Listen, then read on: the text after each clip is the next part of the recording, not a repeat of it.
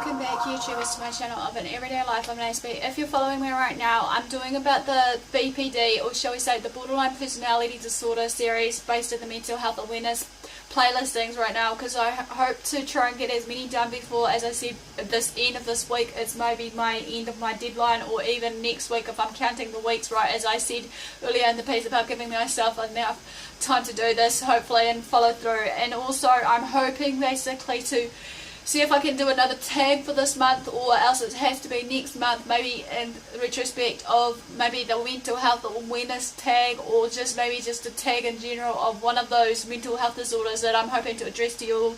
But I'll let you know like coming closer to time, basically, so that hopefully I can address some other everyday important topics that I feel to address to you all besides the mental health disorders, hopefully. So in all further ado though, if you've come to my channel for the first time, as I said, my name is AspieAnswersAll. Basically, I have basically been on the channel for since 2013. The year is wrong, it's June 2013, not 2015.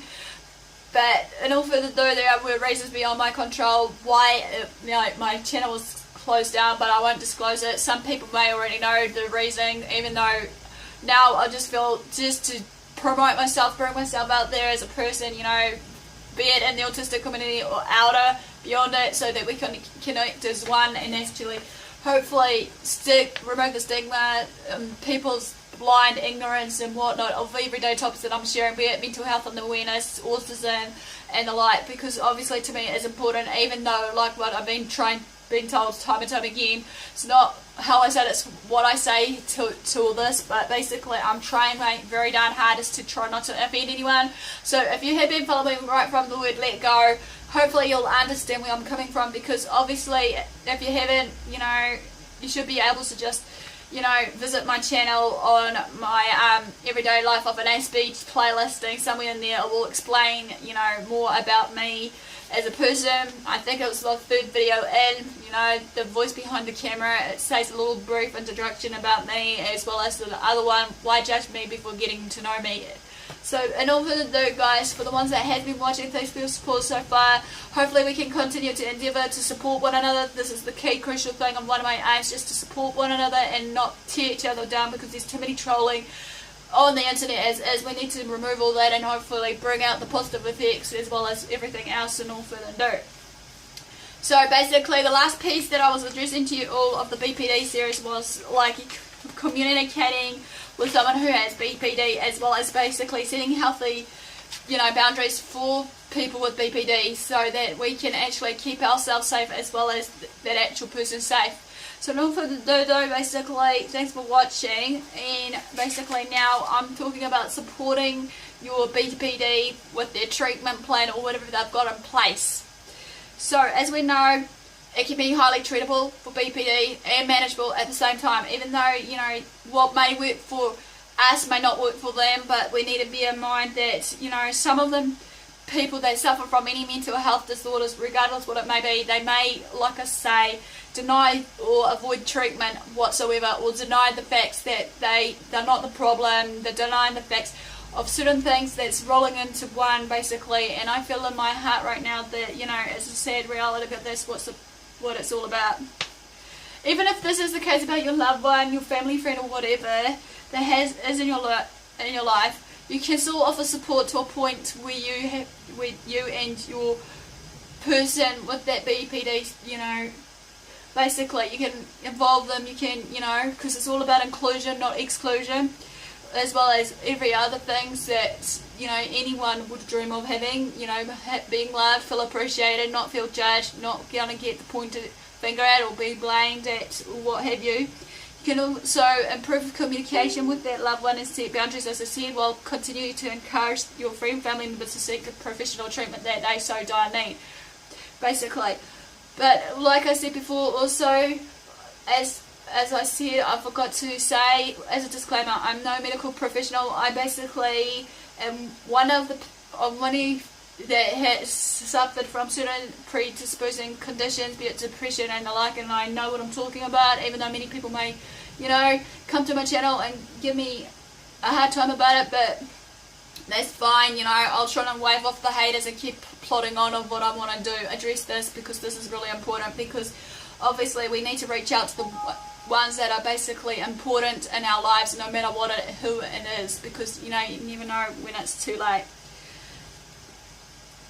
Even though we know that certain medications are limited to certain extent of basically treating whatever disorder or whatever ailment that we're suffering from, be it whatever it could be.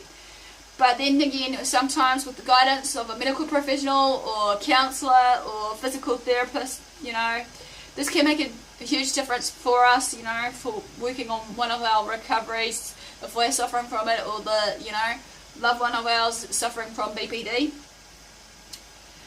There are some therapies out there basically that can be beneficial or of help, but then again it's based on choice, which is like for the therapist is dialectical behaviour therapy or a schema focused therapy, which can improve your loved one, work through his or her own relationship and trust issues, and explore new coping techniques and management, learning how to calm through the emotional storm of their emotions versus, self-soothing themselves in healthy ways, regardless of what it may be.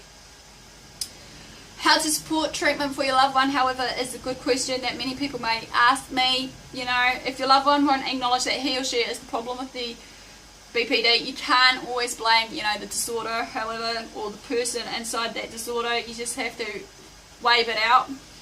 You may still want to consider the couples therapy if you're, in a relationship where focus is on the relationship, promoting better communication between you rather than the loved one's disorder. This may be easier said than done for your loved one to agree with you to an extent, and may eventually encourage him or her to pursue BPD therapy.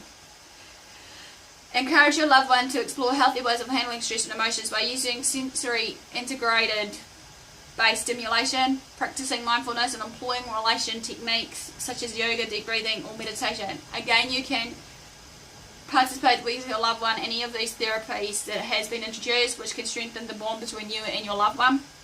It may encourage your friend or family member to pursue other avenues of treatment as well that may be of help to loved ones that's suffering through this. But developing an ability to tolerate distress, your loved one can learn how to press pause when the urge to act out or behave impulsively strikes, basically.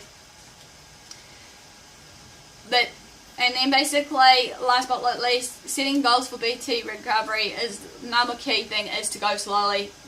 Like any other treatments, we need to go slow for this. Basically, when supporting your loved one's recovery, it's important to be patient and set realistic goals in place. Obviously, change can and does happen, but it's not overnight. It can be a timely thing. If you've got that dedication, the motivation and all that to, stick through the relationship, big ups to you guys, the ones, if you have got sufferers, it does take courage. But as with making any changes to the brain, it does take time, however. We need to take baby steps rather than aiming for huge unattainable goals that only can set you and your loved one up for failure and discouragement. By lowering expectations and setting small goals get to be achieved step by step, and your loved one with BT has greater chances of success.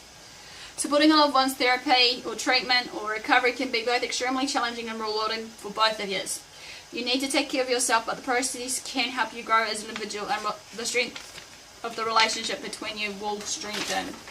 Basically, it ends at part 8 of the series of the supporting the treatment for your loved one with BPD. Give me the like for thumbs up for support, basically, and show that you're engaging. Comment below. A challenge, like I say many times before, for all people that have mental health disorders, maybe to, if they feel the need, will have to, if they're brave enough to, reach out and speak out what life is like for them, so that we can create together as a community an awareness and understanding. Follow me on Twitter and Facebook, AspieAnswersAll. Feel free to message me if need be, don't be shy about it. Also, basically another thing is, share these videos around. Do what you love what you do, be kind to yourself, love yourself, be kind to yourself, and I'll see you all again soon. Thanks for watching.